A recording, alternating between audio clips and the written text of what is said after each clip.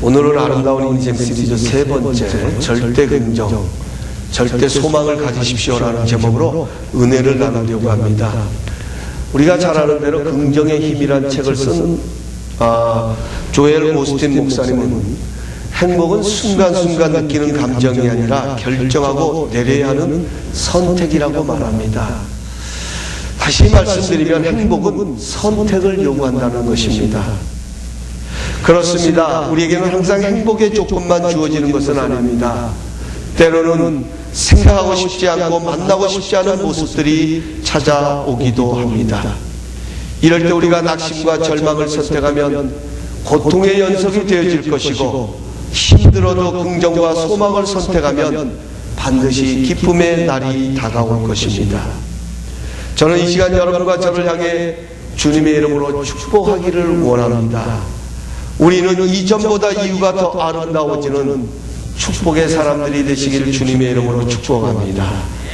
세상 사람들도 가문의 영광 때문에 자신이 잘 되어야 된다고 아우성인데, 하물며 하나님의 자녀인 여러분과 제가 하나님의 영광을 위해서 잘 되어야 되는 것은 당연한 것이 아니겠습니까? 우리는 절대 긍정, 절대 소망을 가지고 살아가야 합니다. 그러면 우리의 인생은 반드시 해피 엔딩이 될 것입니다. 그러면 우리가 절대 긍정, 절대 소망을 가지고 살아가기 위해서는 어떻게 해야 할까요? 첫 번째로 성도는 항상 하나님을 갈망해야 합니다. 우리가 함께 읽었던 우리말 성경 1절은 이렇게 기록되어 있습니다. 오 하나님이여, 사슴이 목이 말라 헐떡거리며 시냇물을 찾듯이 내 영혼이 목이 말라 주를 찾습니다 라고 고백합니다. 지금 시인은 하나님을 갈망하고 있는 자신의 모습을 목말라하는 사슴에 비유하고 있는 것입니다. 사슴은 물이 없으면 참지 못하는 짐승이기에 늘 물가를 가까이 합니다. 그래서 맹수들은 물가에 몸을 숨기고 있다가 사슴이 나타나면 낚아채는 것입니다. 사슴도 그것을 알면서도 목이 마르기 때문에, 물을 마시지 않으면 죽을 수밖에 없기 때문에 목숨을 내놓는 위협을 무릅쓰고 물가를 찾는 것입니다. 물은 마셔도 되고 안 마셔도 되는 것이 아닙니다. 마시지 못하면 목이 타들어가 죽고 마는 것입니다. 그러므로 갈증을 해결하기 위해서는 반드시 물을 찾아야 됩니다. 사랑하는 성도 여러분, 어렵고 힘들수록 하나님을 갈망하는 사람, 그 사람이 진짜 믿음의 사람입니다. 우리는 어렵고 힘들수록 하나님 앞에 목마른 사슴이 되어야 합니다. 왜냐하면 소망은 하나님에게서 비롯되기 때문입니다. 주님만이 내 영혼의 목마름을 해결하실 수 있기에 목말라하는 사슴처럼 주님을 갈망해야 합니다. 도적이 오는 것은 죽이고 멸망시키려는 것뿐이요, 내가 온 것은 양으로 생명을 얻되 풍성히 얻게 하려 함이라고 말씀하신 것처럼, 주님이 내 안에 가득할 때에 긍정의 사람이 될 수 있기에 우리는 끊임없이 주님을 갈망해야 합니다. 결국은 하나님을 찾는 자가 좋은 것을 얻게 되는 것입니다. 시편 34편 10절은 이렇게 말씀하십니다.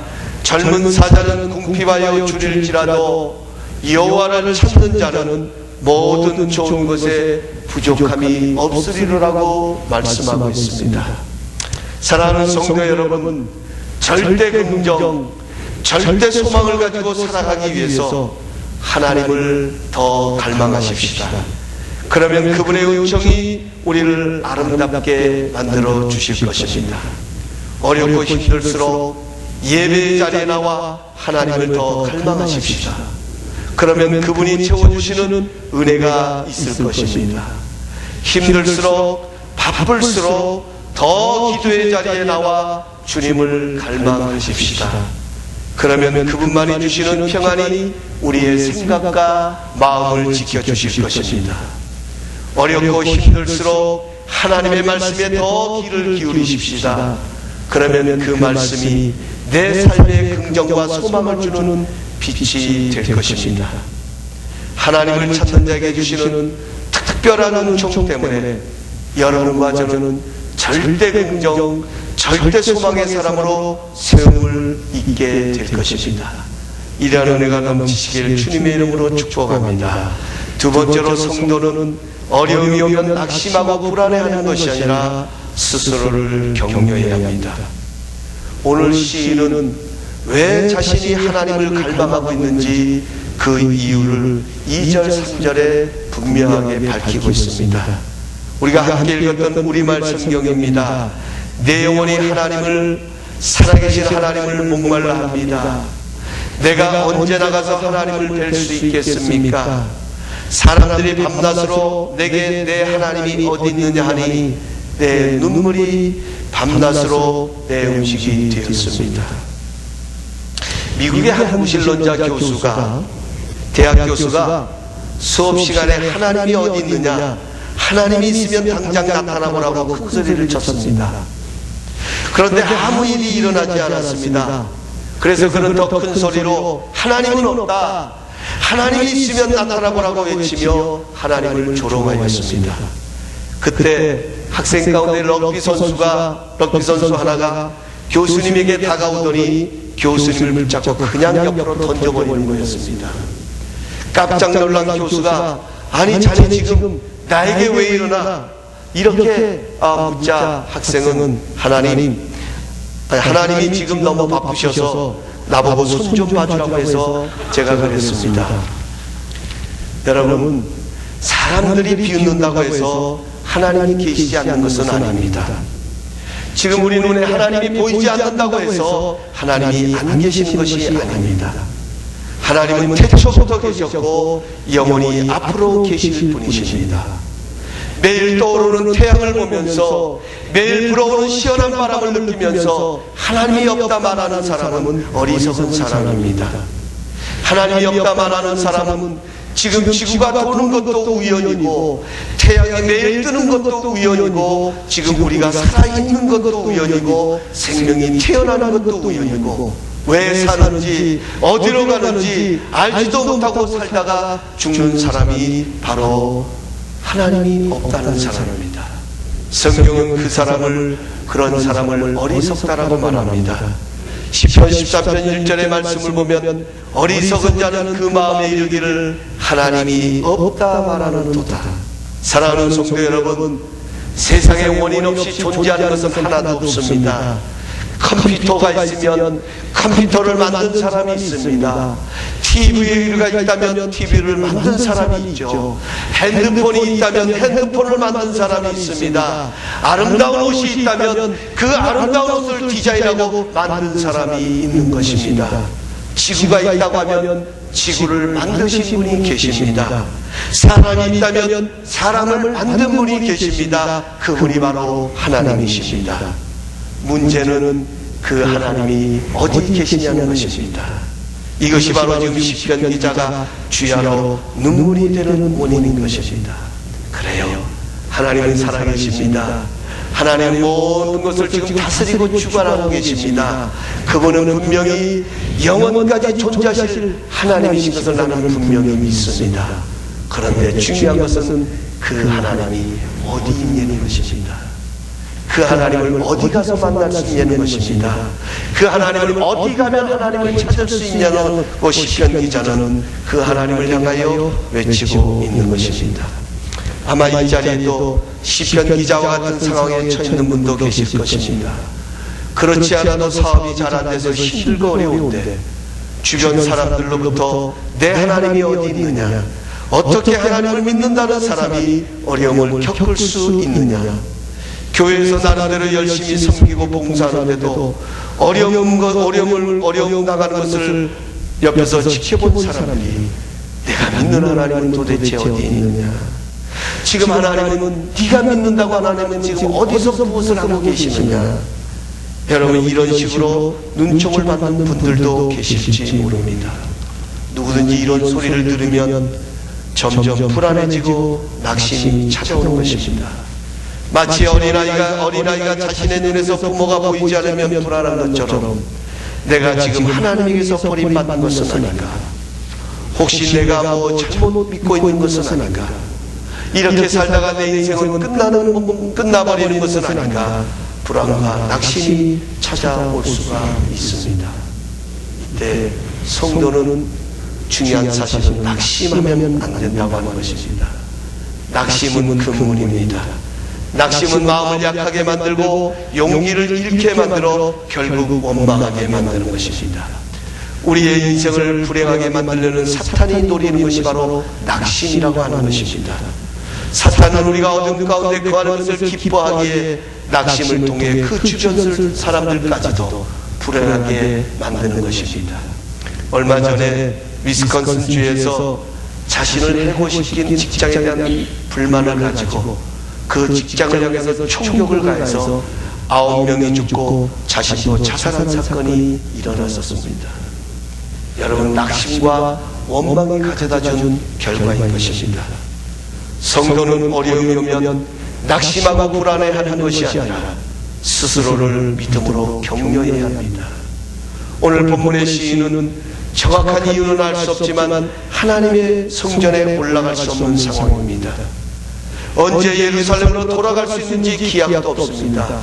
그것을 보고 옆에 있던 사람들이 내 하나님은 어디에 있느냐, 왜 내가 이러고 있어야 하느냐고 조롱하기도 합니다. 그래서 시인은 주야로 눈물이 되어 내가 언제 하나님을 뵐 수 있습니까? 그렇게 하나님을 갈망하고 있습니다. 그런데 이 시인은 거기서 머문 것이 아닙니다. 그는 한 가지 이러한 환경 속에서 기억을 떠올리고 있습니다. 4절 말씀입니다. 공동번역인데요, 영상을 한번 띄워주시면 고맙겠습니다. 여러분, 공동번역에 너무나도 잘 표현되어 있습니다. 우리 함께 한 목소리 읽어보실까요? 시작. 지나간 날들이 생각난다. 우리 앞장을 서서 하나님의 집에 이르던 일, 환희와 찬송소리 드높던 그 행렬, 순례자의 축제로 법석을 떨던 그 일, 이제 이런 일들을 생각만 해도 가슴이 미어지는구나. 이 시편 기자는 이런 절박한 상황 속에서 그는 하나님 앞에서 자신이 어떤 존재였던가를 떠올리고 있는 것입니다. 자신이 많은 우리의 앞장을 서서 하나님의 집에 이르던 일, 기쁨의 찬송 소리를 높였던 그런 일들을 생각하면서 그는 스스로 자신을 격려하는 것입니다. 그래, 나는 이렇게 낭망할 존재가 아니야. 나는 하나님께 찬양을 해야 할 존재이다. 그는 자신 스스로 믿음으로 격려하고 있는 것입니다. 우리도 마찬가지입니다. 우리가 낙심을 벗어나는 길은 하나님을 갈망하며 그분 앞에서 내가 누구인지를 찾고 스스로를 격려하는 훈련을 해야 합니다. 왜냐하면 우리는 절대 긍정과 절대 소망을 가지고 살아가야 할 존재이기 때문인 것입니다. 저도 이 말씀을 준비하면서 제 자신을 한번 돌아보았습니다. 저도 때로는 나홀로 뒤쳐져 있는 것 같은 그런 외롭고 고독함이 밀려올 때도 있었습니다. 마치 모든 사람이 내게서 떠나 있는 것 같고 나에게는 도저히 가망이 없는 것 같이 느껴지는 그런 절박한 상황도 경험했습니다. 그러나 그럴 때마다 저는 제 스스로를 격려합니다. 그래, 내게는 하나님이 계시잖아. 그래, 그러기 때문에 나는 하나님을 더 의지하라는 것이지. 내가 하나님 앞에 어떤 존재인데, 그래, 지금 나는 남이 할 수 없는 일을 나는 하나님의 은혜로 하고 있는 것이야. 스스로를 격려하면서 그 어려운 자리를 극복하는 것을 제 자신을 깨닫게 되어집니다. 내가 나를 귀하게 여기지 않는데 누가 나를 귀하게 여기겠습니까? 사탄은 우리의 가치를 비하하지만 하나님은 우리의 가치를 무엇과도 바꿀 수 없는 존귀한 존재로 여기십니다. 그러므로 우리는 넘어져도 여전히 하나님의 아들, 딸인 것입니다. 넘어졌다고 우리의 신분이 바뀌는 것이 아닙니다. 내가 실수했다고 했어요, 내가 잘못했다고 해서 나는 하나님의 자녀로부터 버림받는 것이 아니라는 것입니다. 여전히 우리는 하나님의 아들이고 하나님의 딸입니다. 그러므로 아무리 상황이 어렵다 할지라도 우리는 패배를 말하지 말고 승리를 선언해야 합니다. 여러분 스스로에게 절망을 말하지 말고 여러분 스스로에게 기대를 심어야 합니다. 그래, 나는 하나님의 축복받을 존재야. 나는 하나님을 의지할 수밖에 없는 거야. 그렇기 때문에 나는 더욱더 하나님을 갈망해야 되는 거야. 그렇기 때문에 나는 하나님이 절대적으로 필요한 존재야. 우리는 우리 스스로를 믿음으로 격려하고 세워야 하는 것입니다. 우리 하나님은 이기는 자이십니다. 우리 하나님은 전능하신 분이십니다. 우리 하나님은 창조력이 넘치시는 분입니다. 그러므로 하나님의 아들딸 된 여러분과 저도 우리는 승리하는 자가 되어야 되는 것입니다. 우리는 승리할 것입니다. 우리는 못할 것이 없습니다. 우리는 그분 안에서 모든 것을 할 수 있는 능력이 그분에게서 비롯되기 때문인 것입니다. 지금도 그 은혜는 우리에게 계속 부어지고 있는 것입니다. 사랑하는 성도 여러분, 어려움이 찾아올 때마다 우리는 믿음 안에서 스스로를 격려해야 합니다. 세 번째로, 성도는 절대적인 소망을 가져야 합니다. 오늘 5절에 가서 보면 시인은 강조하고 있습니다. 오, 내 영혼아, 왜 그렇게 불이 죽어 있느냐? 왜 이렇게 내 속에서 불안하느냐? 너는 하나님을 바라라. 그 도와주시는 얼굴을 보아라. 내가 오히려 그분을 찬양할 것이다. 어두운 터널에서 빠져나올 수 있는 비결은 오직 살아계신 하나님에게 시선을 맞추는 거라고 말씀하고 있습니다. 하나님을 바라보면서 소망을 가지십시오. 하나님을 바라보면서 희망을 가지십시오. 하나님을 바라보면 홍해도 갈라집니다. 하나님을 바라보면 여리고 성도 무너지는 것입니다. 육신의 연약함이 있습니까? 하나님을 바라보면서 소망을 가지십시오. 38년 된 병자도 깨끗하게 나음을 입었습니다. 그렇습니다. 어떤 환경 속에서도 포기하지 말고 절대 소망을 가지시기 바랍니다. 우리는 망하려고 태어난 자가 아닙니다. 우리는 이 세상을 다스리고 지키는 자로 태어난 것입니다. 사탄은 언제나 어려운 상황을 부각시켜서 실패의 의식을 심어주고 소망을 가지지 못하게 합니다. 희망의 씨앗을 끊어버리려고 합니다. 그러나 하나님은 절대로 포기하지 않으십니다. 아무리 어려워도 희망의 줄을 놓지 말기를 바랍니다. 사자의 굴에 들어간다 할지라도 여러분 하나님을 바라보시면서 희망의 줄을 붙잡으시기 바랍니다. 요셉과 같이 내가 비록 감옥에 들어간다 할지라도 하나님을 바라보면서 희망의 줄을 붙잡으시기 바랍니다. 내 인생의 삶에 거대한 골리앗과 같은 그러한 문제가 내 앞에 놓인다 할지라도 하나님을 바라보면서 희망의 줄을 붙잡으시기 바랍니다. 이것이 우리가 절대 긍정, 절대 소망 가운데 살아갈 수 있는 비결인 것입니다. 말씀을 맺겠습니다. 부모는 자녀들이 자신의 좋은 점을 닮아가는 것을 기뻐합니다. 우리 하나님도 우리가 하나님을 닮아가는 것을 제일 기뻐하십니다. 우리 하나님은 소망의 하나님이십니다. 그래서 하나님은 우리가 소망 가운데 살아가는 것을 모습을 보시면서 기뻐하십니다. 또한 우리 하나님의 생각은 언제나 긍정이십니다. 그래서 예레미야 29장 11절에 보면 너희를 향한 내 생각을 내가 하나니 재앙이 아니라 평안이요 장래의 소망을 주려는 것이라고 말씀하십니다. 하나님은 우리의 긍정적인 모습을 바라보시면서 기뻐하십니다. 그러므로 우리는 절대 긍정, 절대 소망 가운데 살아가야 되는 것입니다. 소망은 우리를 생명으로 인도합니다. 그러나 절망은 우리를 사망으로 인도합니다. 하나님께서는 우리에게 소망을 주십니다. 그러나 사탄은 우리에게 절망을 줍니다. 이제 우리가 선택을 해야 합니다. 어렵고 힘들어도 환경 바라보고 낙심하지 말고 스스로를 격려하며 절대 소망이신 하나님을 바라보아야 합니다. 절대 긍정, 절대 소망을 가지고 살아가시므로 이전보다 이유가 더 아름다워지는 축복된 삶이 되시기를 주님의 이름으로 축복합니다. 우리 찬송가 450장 주여 지난밤 내 꿈에 우리 찬양 드리시겠습니다.